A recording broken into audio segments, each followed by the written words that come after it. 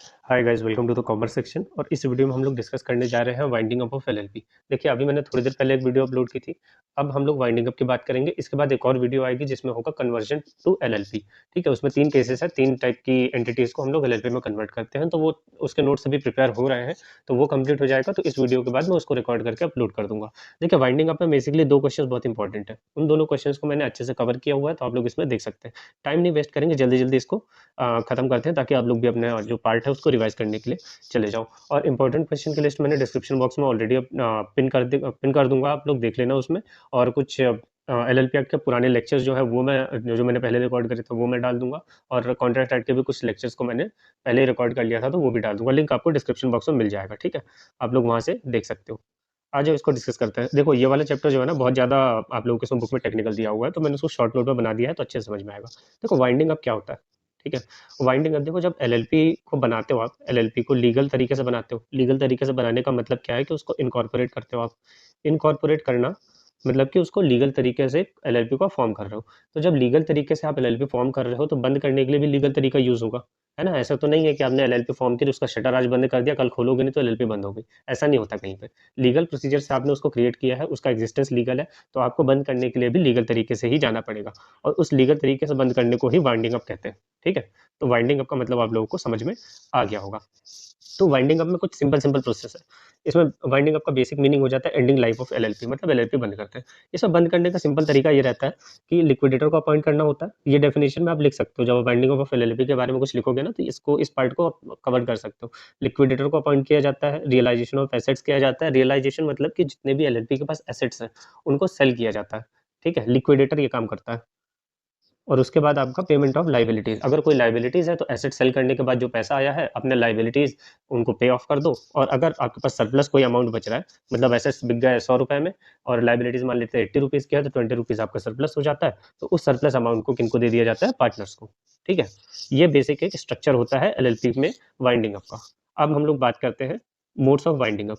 देखो, wind up करने के 3 तरीके होते हैं। एक तो voluntary wind up. Voluntary wind up मतलब पार्टनर जो होते हैं वो एक साथ अपना मीटिंग करते हैं, वो लोग डिसाइड करते हैं, म्यूचुअली डिसीजन होता है उनका कि हम लोग अब अपने एलएलपी को क्लोज करते हैं। तो वो होता है वॉलंटरी वाइंड अप।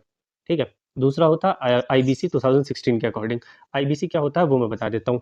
आईबीसी होता है insolvency and bankruptcy. BANKRUPTCY, bankruptcy code. I से इंसॉल्वेंसी, बी से बैंकरप्सी और सी से कोड। 2016 में ये एक लॉ बना था। ठीक है, इसके थ्रू आप जो एलएलपी है उसको बंद कर सकते हो।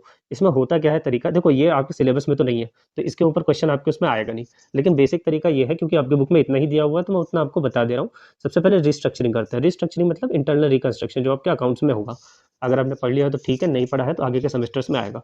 एमलगमेशन, इंटरनल रिकंस्ट्रक्शन, ये जनरली कॉर्पोरेट अकाउंटिंग में आता है। उसको रिस्ट्रक्चर करने की कोशिश करते हैं। कोई भी कंपनी उसको रिवाइव करने की कोशिश करते हैं। ठीक है, रिवाइव करने का मतलब है कि उसमें कोई कैपिटल इन्फ्यूजन वगैरह करके उसको थोड़ा सा बेटर पोजीशन लाने की कोशिश करते हैं। अगर ये दोनों ही फेल हो जाता है तो लिक्विडेट कर देते हैं। रिस्ट्रक्चरिंग और रिवाइवल जो होता है ना, सेकंड लास्ट स्टेज होता है।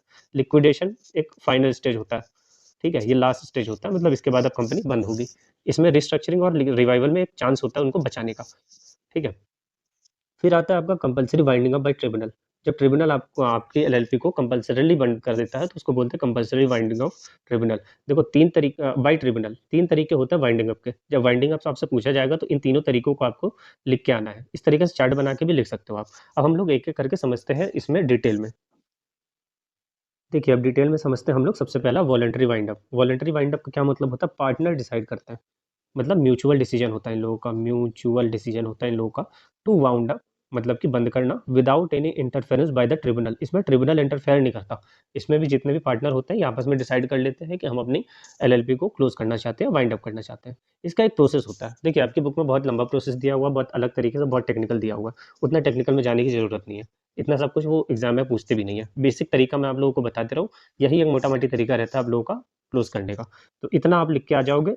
इनको, ये जो लिखे हुए हैं ना, इन सबको, इसको इसको इसको आप एक पॉइंट बना देना और उसको अपने वर्ड्स में सिंपली एक्सप्लेन कर देना, 2-2 3-3 लाइन एक्स्ट्रा लिख के। तो आपका ये वाला आंसर कंप्लीट हो जाएगा। चलिए आ जाइए। सबसे पहले क्या करना होता है? सबसे पहला स्टेप है आपका pass special resolution. Special resolution pass करना पड़ेगा आपका। ठीक है, स्पेशल रेजोल्यूशन मतलब जितने भी पार्टनर्स है ना, उनकी अप्रूवल लेनी पड़ेगी। और स्पेशल रेजोल्यूशन में होता है 3/4। ठीक है, या तो 75% इसको बोल सकते हैं। मतलब कि 75% या उससे ज़्यादा का अप्रूवल मिलना चाहिए कि हम क्लोज़ करना चाहते हैं, पार्टनर 75% या उससे ज़्यादा होने चाहिए जो इस चीज़ के फेवर में हो कि हम अपनी एलएलपी क्लोज़ करना चाहते हैं। ठीक है, तो ये स्टेप नंबर 1 हो जाएगा। स्टेप नंबर 2 हो जाएगा कि जो आपने रेजोल्यूशन पास किया है ना, इसको रजिस्ट्रार के पास आपको वो करना पड़ेगा, फाइल करना पड़ेगा। ठीक है, पॉइंट नंबर 1 हो गया, पॉइंट नंबर 2 हो गया, पॉइंट नंबर 3 हो जाता है लिक्विडेशन कमेंसमेंट हो जाता है। मतलब लिक्विडेशन बोल रहा हूँ, वाइंडिंग अप कमेंस हो जाता है। पॉइंट नंबर 4 जो है, उसके बाद ये आ जाता है। पॉइंट नंबर 4 हो जाता है file declaration of solvency with the registrar. ठीक है, रजिस्ट्रार को आपको इन्फॉर्म करना पड़ता है। देखिए 2 चीज़ें होती हैं, फॉर्म ए और फॉर्म बी। इसको मैंने लास्ट वीडियो में मैंने ऑलरेडी समझा दिया है, उसका लिंक मैं डिस्क्रिप्शन में डाल दूँगा, जिसमें सॉल्वेंसी और अकाउंट्स के बारे में दोनों में इन्फॉर्मेशन देनी पड़ती है आपको रजिस्ट्रार को। तो ये पॉइंट मैंने उसमें समझा दिया था, तो यहाँ हम लोग टाइम वेस्ट नहीं करेंगे, आपको डिस्क्रिप्शन बॉक्स में लिंक मिल जाएगा, आप वहाँ से देख सकते हो। उसके बाद क्या होता है, लिक्विडेटर को अपॉइंट किया जाता है, 5th नंबर पे जो लिक्विडेटर आता है। ये कोई बाहर का पर्सन होता है जिसको अपॉइंट किया जाता है, क्योंकि कोई जान पहचान वाला हो या कोई नोन पर्सन हो तो फिर उसमें ये रहता है कि फेथ वाली बात हो जाती है, हमें भरोसा नहीं होता लोगों को। तो इसलिए इंडिपेंडेंट पर्सन होता है लिक्विडेटर। ठीक है, उसके बाद ये लिक्विडेटर क्या करता है, अप्रूवल लेता है क्रेडिटर्स की। अगर कोई क्रेडिटर है तो उनके अप्रूवल, क्रेडिटर मतलब कि किसी ने कुछ लोन वगैरह दिया है तो वो क्रेडिटर बन जाते हैं। तो अगर उनका क्रेडिटर है तो उसके अप्रूवल लेनी पड़ती है। ठीक है, क्रेडिटर कोई से भी हो सकते हैं, आपके सिक्योर्ड भी हो सकते हैं, अनसिक्योर्ड भी हो सकते हैं। देखो जब लिक्विडेटर पेमेंट करता है ना, सबसे पहले सिक्योर्ड क्रेडिटर्स को पेमेंट करता है, उसके बाद अनसिक्योर्ड को करता है। इतना डिटेल में आपके उसमें आएगा नहीं, बस ये लिख देना approval of creditor is necessary. ठीक है, सिक्योर्ड और अनसिक्योर्ड दोनों होते हैं। और उसके बाद रेजोल्यूशन को, जो रेजोल्यूशन पास हुआ है उसको 14 डेज के अंदर आपको क्रेडिटर का जो कंसेंट है उसको न्यूज़पेपर में पब्लिश करना पड़ता है। न्यूज़पेपर में पब्लिश करने का मतलब ये है कि आप ये भी लिख सकते हो, डिटेल में अगर लिखना है तो ये लिख सकते हो कि 2 टाइप के न्यूज़पेपर में पब्लिश करना पड़ता है। एक होता है इंग्लिश वाला न्यूज़पेपर, एक होता है वर्नाकुलर न्यूज़पेपर। ठीक है, वर्नाकुलर मतलब कि आपके लोकल एरिया में कुछ-कुछ न्यूज़पेपर चलते हैं ना, उसमें आपको एडवर्टाइज़मेंट देना पड़ता है। और एक इंग्लिश में। इंग्लिश में इसलिए कहा जाता है क्योंकि इंग्लिश का जो वाइड सर्कुलेशन होता है ना, इसलिए इंग्लिश में उसको पब्लिश करने के लिए कहते हैं। तो यही आपके 5-6 पॉइंट्स हैं जो आपको एग्ज़ामिनेशन में लिख के आना है, तो इससे आपका आंसर कंप्लीट हो जाएगा। इसको आप 2-2 3-3 लाइन में अपने लेवल पे एक्सप्लेन कर देना, कोई दिक्कत की बात नहीं है, इससे ज़्यादा आपको पूछा भी नहीं जाएगा। ठीक है? अब आ जाते हैं हम लोग एक इम्पॉर्टेंट पार्ट पे, जो है compulsory winding up by tribunal. जब ट्रिब्यूनल वाइंड अप करता है तो उसमें किस तरीके से वाइंड अप होता है। ठीक है, आ जाओ, ये क्वेश्चन इंपॉर्टेंट है। ये क्वेश्चन आपके एग्जामिनेशन में कई बार पूछा जा चुका है, तो इसको अच्छे से पढ़ लेना। किन किन सर्कमस्टांसेस में ट्रिब्यूनल जो है वो वाइंडिंग अप कर सकता है कंपल्सरीली। पॉइंट नंबर ए में अगर आप देखोगे, if LLP is unable to pay its debt. Debt मतलब कि लाइबिलिटीज इनके ऊपर ज़्यादा बढ़ गए हैं और ये उनको पे नहीं कर पा रहे, मतलब इंसॉल्वेंसी की कगार पे आ गए हैं। जो स्टेटमेंट ऑफ सॉल्वेंसी फाइल करना होता है ना, उसमें इनको बताना होता है कि आप अपने नॉर्मल कोर्स ऑफ बिजनेस में अपने डेट्स को पे कर सकते हो या नहीं कर सकते हो। अगर ये पे नहीं कर पाएंगे तो लिक्विडेट मतलब वाइंडिंग अप करने के लिए ट्रिब्यूनल कह सकता है।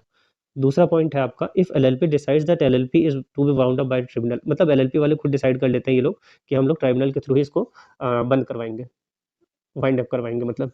पॉइंट नंबर सी हो जाता है, if tribunal is of the opinion that it is just and equitable that partner LLP be wound up. देखो इसके आगे स्टार बनाया हुआ है, ये बहुत इंपॉर्टेंट है एग्जाम में। एक ये वाला क्वेश्चन इंपॉर्टेंट है, एक ये वाला पॉइंट इंपॉर्टेंट है। दूसरा, ये अपने आप में एक सेपरेट क्वेश्चन बनता है। इसका आंसर मैंने ड्राफ्ट करके दे दिया है आपको वीडियो में, अगला टॉपिक इसी पे है, तो उसको आप अच्छे से देख लेना, अच्छे से करके चले जाना। आपके एग्जाम में दिक्कत नहीं आएगी, आप अच्छे से इस चीज़ को कर पाओगे। ठीक है, अभी इसको मैं नहीं समझा रहा हूँ, मैं इस चीज़ को वहीं पे समझाऊंगा। पॉइंट नंबर सी भी हमारा कवर हो चुका है। पॉइंट नंबर डी की बात करें तो नंबर ऑफ पार्टनर्स जो है वो 2 से कम हो जाते हैं और जो बिज़नेस होता है 6 महीने से ज़्यादा चल जाता है। तो ट्रिब्यूनल जो होता है वो बोलता है कि भाई एलएलपी को वाउंड अप करो, कंपल्सरीली वाउंड अप करो, क्योंकि नंबर ऑफ पार्टनर भी तो कम हो गए, 2 से कम हो गए, तो क्या ही रहेगा, 2 तो डेजिग्नेटेड पार्टनर होने चाहिए एट अ मिनिमम। तो डेजिग्नेटेड पार्टनर ही नहीं है तो कब तक आप बिज़नेस कर लोगे, है ना? पॉइंट नंबर ई, एलएलपी डिफ़ॉल्ट्स। एलएलपी ने डिफ़ॉल्ट कर दिया, किस चीज़ में डिफ़ॉल्ट कर दिया भाई? स्टेटमेंट ऑफ अकाउंट्स नहीं फाइल किए। स्टेटमेंट ऑफ अकाउंट मतलब कि पी&एल बैलेंस शीट वगैरह रजिस्ट्रार के पास फाइल करनी होती है ना, इन लोगों ने फाइल नहीं की। या तो फिर स्टेटमेंट ऑफ सॉल्वेंसी, जो पार्ट ए, फॉर्म ए और फॉर्म बी, जो मैंने लास्ट वीडियो में आप लोगों को बताया था, लिंक डिस्क्रिप्शन बॉक्स में देख लेना उसको। इन दोनों को फाइल नहीं किया रजिस्ट्रार के पास। कब कब के लिए फाइल किया? 5 कॉन्सिक्यूटिव ईयर्स तक अगर आपने फाइल नहीं किया तो ट्राइब्यूनल कहेगा कि भाई कंपल्सरीली इनके एलएलपी को बंद करो, ऑर्डर पास कर देगा वो। उसके बाद जो है आपका आता है point number F, LLP acts against interest and sovereignty and integrity of India. ठीक है, कंट्री के अगेंस्ट आप कुछ भी करोगे तो फिर तो बंद होना ही चाहिए, इसमें तो कोई भी डाउट है ही नहीं।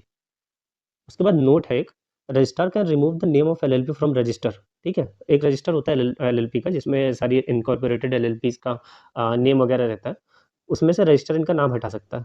ठीक है, अगर उस रजिस्ट्रार को लगता है कि LLP does not carry its business और operation for a period of 2 और मोर ईयर्स। अगर एलएलपी बिजनेस या ऑपरेशन जो बिजनेस कर रही है वो 2 या 2 साल से ज़्यादा तक नहीं करती है तो एल जो रजिस्ट्रार है वो रजिस्टर में से इनका नाम हटा सकते हैं। और इनको हटाने से पहले ना इन लोगों को नोटिस दिया जाएगा। इन लोगों को नोटिस दिया जाएगा, मेरा मतलब है कि जो पार्टनर है, जो डेजिग्नेटेड पार्टनर है, इनको नोटिस दिया जाएगा रजिस्ट्रार की तरफ से कि भाई अपॉर्चुनिटी हम दे रहे हैं, अपने आप को एक्सप्लेन कर दो, नहीं तो हम बंद कर देंगे। ये देखो, opportunity of 1 month is given to LLP and its partners to make representation, कि अपने आप को रिप्रेजेंट करो with copies a relevant document. मतलब बेसिकली इनको अपॉर्चुनिटी ऑफ बीइंग हर्ड कहा जाता है कि हम आपकी एलएलपी को बंद करने जा रहे हैं, आपके पास एक लास्ट ऑप्शन हम आपको दे रहे हैं कि एक्सप्लेन करो कि हम आपको बंद क्यों ना करें। तो ये अपना अगर प्रूव कर देते हैं तो बंद नहीं होती या वाउंड अप नहीं होती। अगर नहीं प्रूव कर पाते हो तो एलएलपी को रजिस्ट्रार जो है वो वाउंड अप कर सकता है। ठीक है, ये वाला पॉइंट एक्चुअली में एडिट था तो मैंने इसको कंप्लीट करवा दिया। अब ये इंपॉर्टेंट क्वेश्चन आता है, इसके बारे में हम लोग डिस्कस करते हैं। देखिए, अभी एक इंपॉर्टेंट क्वेश्चन इसको हम लोग डिस्कस कर लेते हैं। अगर आप ये देखोगे क्वेश्चन को, ये आपकी बुक के पीछे भी क्वेश्चन मिल जाएगा। अगर आप रेगुलर के स्टूडेंट हो तो आप इस क्वेश्चन को अपनी बुक के लास्ट में जो आता है ना, हर चैप्टर के एंड में क्वेश्चन, उसमें मिल जाएगा। ये पीवाईक्यू भी है, प्रीवियस ईयर क्वेश्चन में भी आया हुआ है, बहुत इंपॉर्टेंट क्वेश्चन है। तो इसमें आप लोगों को करके जाना है। ये दूसरा क्वेश्चन है जो सबसे इंपॉर्टेंट है। एक मैंने आपको बता दिया कि ट्रिब्यूनल कब कब वाइंड अप कर सकता है, वो इंपॉर्टेंट है। उसके बाद ये इंपॉर्टेंट है, ठीक है, बल्कि ट्रिब्यूनल से ज़्यादा ये इंपॉर्टेंट है, इस वाले पार्ट में सबसे ज़्यादा। तो आ जाओ समझा देता हूँ मैं आपको। The tribunal can wind up the LLP on just an equitable grounds. Explain.